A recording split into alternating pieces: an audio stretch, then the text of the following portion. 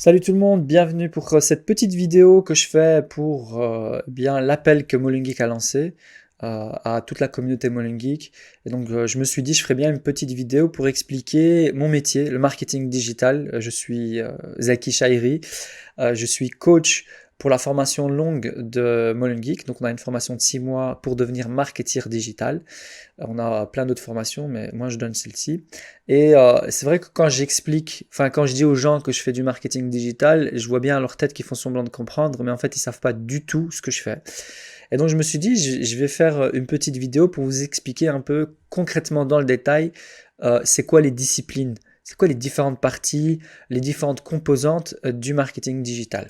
Alors, le marketing digital, c'est énormément d'outils.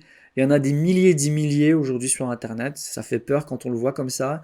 Mais en gros, si vous voulez savoir ce que c'est que le marketing digital, c'est la capacité à travers le web de faire connaître un service ou des entreprises à des clients qui sont tristes parce que leur vie est toute pourrie et grâce à tel ou tel produit, grâce à telle entreprise, ben leur vie elle va complètement changer et ils vont devenir des clients. Voilà, ils sont passés d'un état tristounet à un état hyper heureux grâce à votre entreprise. Et faire passer ce message, c'est ça qu'on appelle le marketing digital. Et quand ça se passe principalement, excusez-moi, sur Internet, d'accord?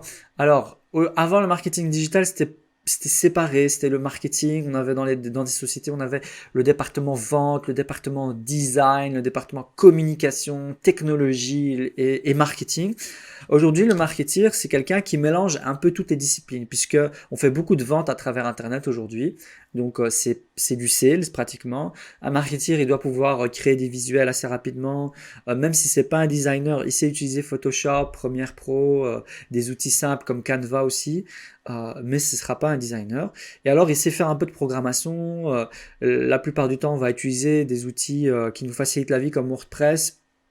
Euh, et donc, on sait faire du WordPress, mais on n'est pas des programmeurs. D'accord?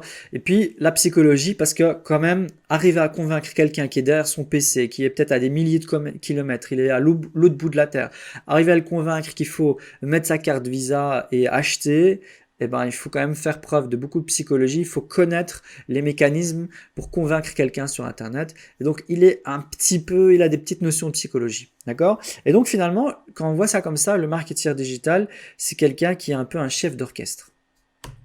Alors, il sait un peu tout faire. Concrètement, les disciplines, il y en a 8. Elles sont là, vous les voyez. Donc, la stratégie digitale, le content marketing, faire des campagnes payantes, email marketing, réseaux sociaux. Vous inquiétez pas, je vais les détailler dans quelques instants. Tout ce qui est référencement naturel, data analytics et l'optimisation et le testing. Et finalement, le marketeur digital, il doit faire un peu de tout ça. Parce que c'est vrai que quand je rencontre des entrepreneurs ou des entreprises, bah, la première chose qu'ils se disent tous, c'est il me faut un logo, une carte de visite et un site internet. Et après, il fait tout ça, c'est laborieux parce qu'il sait pas ce qu'il veut, il a pas de stratégie. Puis quand il a son site internet, après quelques mois, eh ben, il se dit, ah bah, vous voyez, internet et tout ça, ça sert à rien, j'ai pas de vente. Mais c'est normal, puisque tu as fait que un site internet. C'est que le début de l'histoire. D'accord? Le site internet pour une entreprise, c'est un peu votre quartier général, mais tout autour de ça, eh ben, il y a tout ce que vous voyez là. D'accord? Et donc, la première chose qu'on va réfléchir, c'est la stratégie digitale. Comment est-ce que je vais faire pour que quelqu'un qui ne me connaît pas, qui sait même, par exemple, Molengeek, quelqu'un qui connaît même pas Molengeek, la première chose qu'il va faire, quand il va rentrer en contact avec nous, par exemple, il va voir un article qui parle de Molengeek, bah, il va d'abord essayer de comprendre. C'est ce qu'on appelle la phase de notoriété. Il va essayer de comprendre qu'est-ce que c'est Molengeek. C'est quoi? C'est un incubateur, ils font des formations, ils ont un espace de coworking, etc. Qu'est-ce qu'ils font? Une fois qu'il a compris, s'il est intéressé, excusez-moi, s'il est intéressé, il va aller sur notre site internet et il va commencer à se promener sur différentes pages. Il va aller voir, ah, on fait des formations courtes pour les chercheurs d'emploi, c'est bien. Ah, ils font des formations WordPress, ça m'intéresse. Peut-être que je vais m'inscrire. Il faut contacter Actiris. T'as vu les messages subliminaux, etc., etc. S'il est convaincu, il voit que le contenu qu'on propose sur notre site, il le considère et il trouve ça positif, il trouve que ça l'intéresse, il va passer à l'action. Et là, il est passé de quelqu'un qui ne nous connaissait pas à quelqu'un qui s'inscrit à une de nos formations. Vous voyez, ça c'est la stratégie digitale. Qu'est-ce qu'on va mettre en place pour nous faire connaître des gens qui nous connaissent pas? Qu'est-ce qu'on va mettre en place pour que les gens qui nous connaissent, eh ben, ils sont convaincus par ce qu'on fait? Et qu'est-ce qu'on va mettre en place pour les convertir de prospects à clients? C'est ça la stratégie digitale.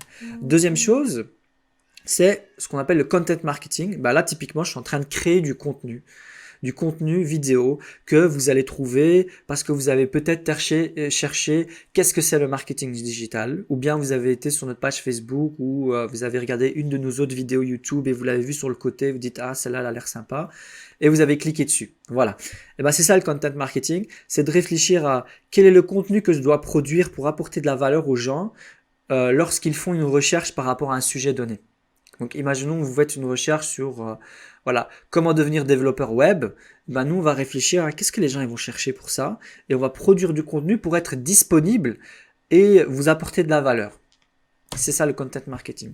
Alors autre discipline, on est à la troisième ici, c'est tout ce qui est campagne payante. Et ça c'est un des trucs qui me fait kiffer parce qu'aujourd'hui, si je veux quelqu'un qui a entre 18 et 24 ans, qui habite à Anderlecht, qui est intéressé par, je sais pas moi, Gary Vee, un gourou du marketing digital sur Internet, je peux le cibler quand je veux. Je peux dire, voilà, sur Instagram, je veux qu'il voit telle vidéo parce que j'ai décidé qu'il allait voir telle vidéo. Et donc, c'est vraiment chirurgical. C'est ça qu'il faut vous dire. Quand j'ai un objectif sur le court terme et que j'ai une audience cible, un public cible qui est très très spécifique, je suis capable d'aller le chercher grâce à ça.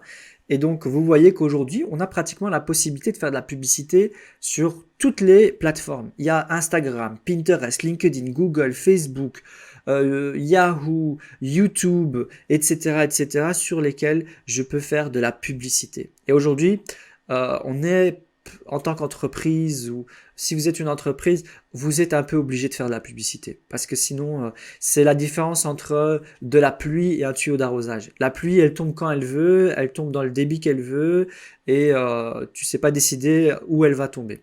D'accord? Un tuyau d'arrosage, tu es capable de viser quelqu'un, l'intensité de l'eau, du débit de l'eau, tu es capable de choisir la direction, etc. Donc c'est vraiment un peu cette parabole que moi j'utilise beaucoup dans mes cours entre le référencement naturel et les campagnes payantes. Alors, une autre discipline, c'est l'email marketing. On est tous accablés d'emails dans notre boîte mail et vous vous dites sûrement, mais ça sert à rien, je veux jamais ces mails. Mais il y a quand même de temps en temps un petit mail avec un titre comme ça qui t'a intrigué, que tu as ouvert. Voilà, ça reste quand même efficace. L'email marketing, ça reste l'un des canaux les plus rentables pour les entreprises puisque envoyer des emails, c'est gratuit. Et envoyer des emails à 50 personnes ou à 10 000 personnes, c'est le même effort. Il faut écrire le même mail et tu l'envoies. Et donc, sur 10 000 personnes, s'il n'y a que 10%, allez, 5%, ça fait 500 personnes qui ont ouvert le mail, ça reste 500 personnes. C'est énorme. D'accord? Et la boîte mail de quelqu'un, c'est quand même un espace assez intime. Quand on ouvre un mail, il n'y a que toi et lui. Il n'y a personne d'autre qui va te déranger. Alors les réseaux sociaux, évidemment, ça on peut pas y détourner. Aujourd'hui, ils sont omniprésents. Là, je vous ai mis les principales, mais en fait, il y en a beaucoup plus. Ici, Facebook, YouTube, Twitter, LinkedIn, Snapchat, Instagram, on apprend tous en tant que en tant que marketeur digital, on doit tous les utiliser. J'aurais pu rajouter WhatsApp et TikTok éventuellement, mais en fait, il y en a beaucoup plus. Il y a des réseaux sociaux qui sont vraiment niches. Donc par exemple, ici, vous voyez Reddit. Reddit, c'est vraiment le forum le plus grand au monde. Tous les geeks, etc., ils vont sur Reddit. Il y a Slack aujourd'hui, il y a Quora, il y a, je citais tantôt WhatsApp, on peut aussi citer TripAdvisor, Yelp, etc. Tout ça, ce sont des réseaux sociaux qui aujourd'hui se sont imposés. Et donc, en fonction de ma niche, mon public cible, les gens que je veux atteindre, où ils se trouvent, je vais choisir tel réseau social et pas un autre. Voilà, Twitch aussi, Twitch c'est pour les gamers, il faut y aller si vous avez ce public-là. Alors, le référencement naturel, j'en ai parlé un peu là tantôt. Le référencement naturel, c'est vraiment la capacité à être dans les premiers résultats de recherche dans Google lorsque quelqu'un fait une recherche. Donc dites-vous, quand quelqu'un fait une recherche quelconque par rapport à un sujet, et que moi, c'est mon domaine, je veux être dans les premiers résultats parce que les gens ils vont pas aller cliquer sur la deuxième, troisième, quatrième page. Ils regardent les tout premiers résultats. Si vous n'êtes pas là, eh ben, en fait, vous avez mal fait votre travail. Et le référencement naturel, c'est hyper important parce que c'est gratuit. Enfin, c'est gratuit. On se comprend, il faut quand même payer le gars qui a écrit le texte, faut payer le gars qui a fait le référencement naturel, puisque, en fait, il faut bien se rendre compte, chacune des disciplines que je vous présente là, c'est pratiquement un métier en soi. Il y a des gens, ils font que ça. Le référencement naturel, c'est des experts en référencement naturel. Il y a des gens, c'est des experts en campagne payante. Donc, c'est vraiment très, très profond, très dense comme matière, ce que je vous présente là. Et alors, une dernière chose par rapport au référencement naturel, c'est que c'est plus par rapport aux recherches, par rapport au search marketing, c'est qu'aujourd'hui, il faut se rendre compte que les gens, ils font plus des recherches que sur Google. Il y a beaucoup de gens, lorsqu'ils cherchent un tuto, ils vont le taper directement sur YouTube parce qu'ils veulent voir une vidéo. Peut-être que vous qui me regardez, lorsque vous voulez acheter un produit, bah, vous ouvrez Amazon et vous tapez dans la barre de recherche, puisque la barre de recherche de Amazon, elle est puissante, vraiment. C'est très rare où elle va pas te donner un résultat que tu cherches. Les gens, ils cherchent sur Amazon. D'accord? Les gens, quand ils vont chercher un restaurant, ils vont sur TripAdvisor. Les gens, quand ils cherchent des professionnels dans certains secteurs, ils vont sur Yelp. Et donc, Google n'est plus le seul moteur de recherche. Ça reste évidemment le plus important des moteurs de recherche, mais il y a plein d'autres. Et donc, il faut se rendre compte qu'il faut, si vous êtes un produit, il faut vous dire où est-ce que les gens vont chercher tel produit. Alors, on a la data analytics. La data analytics, et là, c'est vraiment la différence entre l'ancien marketing et le marketing 2.0. Le marketing sur Internet, c'est qu'aujourd'hui, sur Internet, on est capable de tout mesurer. Vous êtes capable de savoir si vous avez un site Internet, qui est venu sur mon site, quand est-ce qu'ils viennent, par quel billet, sur quoi ils ont cliqué, où ils sont ces gens, etc., etc. D'ailleurs, il y a mon collègue Ricardo, un super mec, qui a fait une vidéo là-dessus. Je vous conseille d'aller voir cette vidéo si vous êtes intéressé par ça. Et l'outil principal, évidemment, de la data analytics, c'est Google Analytics. Et donc aujourd'hui, si vous voulez arrêter de travailler à l'aveugle, il faut analyser ce que vous faites. Alors la dernière des disciplines, c'est le testing et l'optimisation. Il faut se rendre compte qu'aujourd'hui, le marketing digital évolue très rapidement. Tout le temps, il y a des nouveaux programmes, des nouvelles plateformes, etc. Des nouveaux comportements de la part des utilisateurs, des nouveaux algorithmes, des algorithmes qui changent sur Facebook, sur Google, etc. Et donc, en fait, notre métier, on passe notre temps à tester. On n'a pas de croyance, il n'y a pas de dogme dans le marketing digital, il n'y a pas de loi. On teste et on regarde. Ce texte-là, il est accrocheur. Ce titre-là, quand je mets gratuit, eh ben, ça vend plus, ça clique plus. Gratuit, ça clique plus, ça vend plus, non. Il y a plus d'action, vous voyez ce que je veux dire. La même chose quand je fais un site internet, le bouton, est-ce que je le mets à droite, est-ce que je le mets en bas, est-ce que je dois utiliser telle image ou pas. Bah finalement, on sait pas et donc on teste et on teste. On fait ce qu'on appelle de l'A/B testing. On teste deux versions et on compare. Voilà un peu les différentes disciplines.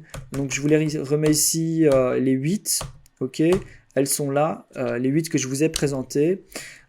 Et donc vous voyez que le marketing digital finalement c'est assez large. Et lorsqu'on va faire du marketing digital pour un client, on va mélanger un peu tout. Parce que finalement le but c'est oubliez pas, du marketing, c'est de convaincre des gens. On parle de l'humain à de l'humain. C'est pas du B2C ou du B2B. Finalement, il y a quelqu'un qui est derrière son smartphone, il y a quelqu'un qui est derrière son PC. Qu'est-ce que je peux lui dire pour le convaincre que, eh ben, il faut que tu t'inscris à cette formation? Peut-être. Voilà, par exemple. D'accord? Et donc, pour le convaincre, on va utiliser les différents outils que je viens de vous présenter pour y arriver. D'accord?